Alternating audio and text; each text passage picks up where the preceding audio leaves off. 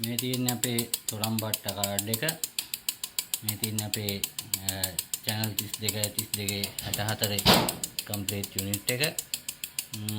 මේ තොරම් බට්ටගෙන් තමයි මේ ජම්පර් කේබල් එකක් දාලා මේ 64 සෙට් එක මේ විදියට 32 දෙක කපල් කරලා තියෙන්නේ. ඒකට ඔයාලට පේනවා අපි මෙතනින් ජම්පර් කේබල් එකක් දාලා අපේ මේ data relay කාඩ් එක මේ විශේෂ relay කාඩ් එක මේක අපි විතරයි හැදුවේ. මේක දුවන්නේ මේ ජම්පර් වයර් හතරෙන් මේ තොරම් බට්ටකින් එන data එකකින් තමයි මේක දුවන්නේ. ඒකට අපි මේකේ එන data out එක එහෙම අරන් ගිහිල්ලා අපි දාලා තියෙනවා නැවතත් channel 32 කාඩ් එකකට දාලා තිනවා. ඒකෙන් අපි out එකක් අරන් දාලා තිනවා මෙතන අපේම නිෂ්පාදනය කරපු මේ පොඩි relay කාඩ් එක. හරිද?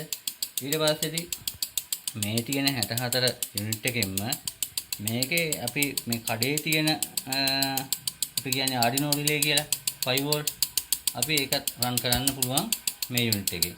ඊට පස්සේ මේකේ ආයේ data unit එකක් අරගෙන මේ MOSFET කාඩ් එකකුත් රන් වෙනවා.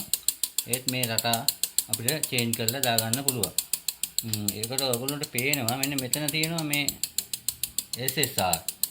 මේ SSR දෙකත් වැඩ කරනවා මේකේ මේ පැත්තට 230 වෝල්ට් එක දීලා 5 watt බල්බ් හරි මොනවා හරි 230 වලට ගහන බල්බ් එක මේකට සම්බන්ධ කරලා දුවන්න පුළුවන්. ඉතින් මේක ඉතින් ඒකයි අපි මේකට කියන්නේ මේක යුනිවර්සල් කන්ට්‍රෝල් කාඩ් එක කියලා.